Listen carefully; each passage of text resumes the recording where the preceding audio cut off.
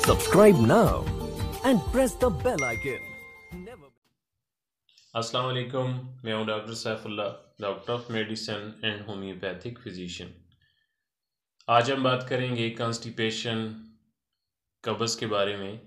इसको मुल अमराज कहते हैं, यानी कि बीमारियों की माँ कहा जाता है इसको। जब इन अंतड़ियों के फेल के अंदर सुस्ती आ जाती है तो पखाना जो होता है वो बाहर निकालना बहुत मुश्किल हो जाता है, स्टूल पास करना बहुत मुश्किल हो जाता है। ये बीमारी रोज़मर्रा की खुराक में जब कमी बेशी होती है या फिर खुराक के अंदर फाइबर्स की कमी होती है तो उसकी वजह से ये पैदा होती है।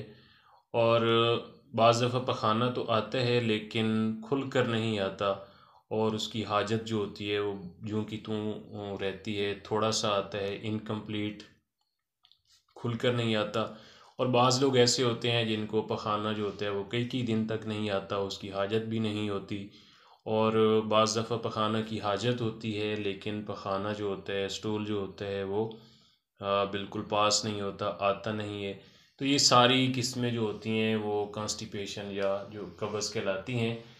उसमें फ़ौरी फ़ाक़ा के लिए एक तो नीम गर्म दूध के अंदर कैस्टर ऑयल जो होता है, जिसको रोगन अरंड भी बोलते हैं, वो इस्तेमाल करवाएं। और ख़ास तौर पर बकरी के दूध हो तो उसके लिए ये फ़ौरी फ़ाक़ा करता है।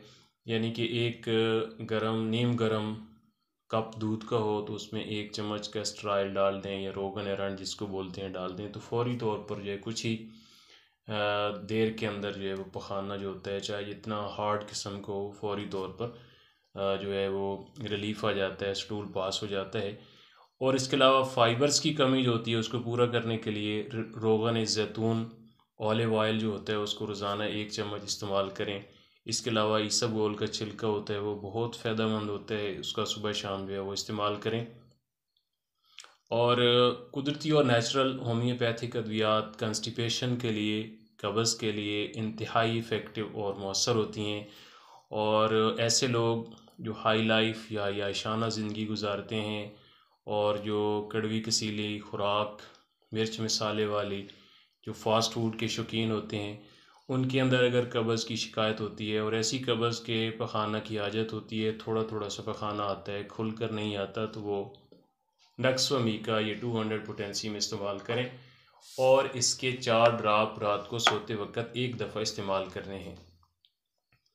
इसके अलावा अगर पखाना की हाजत कई कई दिन तक ना आती हो और पखाना 2-3 दिन के बाद आता हो और वो भी खुश्क और जला हुआ, और पेशेंट को प्यास बहुत ज़्यादा लगती हो, तो वो ब्राई होनिया ये 30 पोटेंसी में इस्तेमाल करें।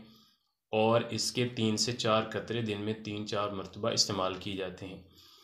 और इसके अलावा पखाना कई कई दिन तक नहीं आता, आता है तो बहुत नरम होता है, लेकिन उसमें हाजत जो होती है वो रोज़ाना होती है या बार बार होती है, पखाना नहीं आता। ख़ास तौर पर छोटे बच्चे जो होते हैं जो चाक कोयला मिट्टी खाते हैं, या ऐसे बूढ़े और बड़ी उम्र के लोग जो बहुत वीक और कमज़ोर होते हैं, उनके अंदर अगर ये कंडीशन पाई जाए तो उनके लिए एलोमिनिया ये 30 पोटेंसी में इस्तेमाल करवाई जाती है।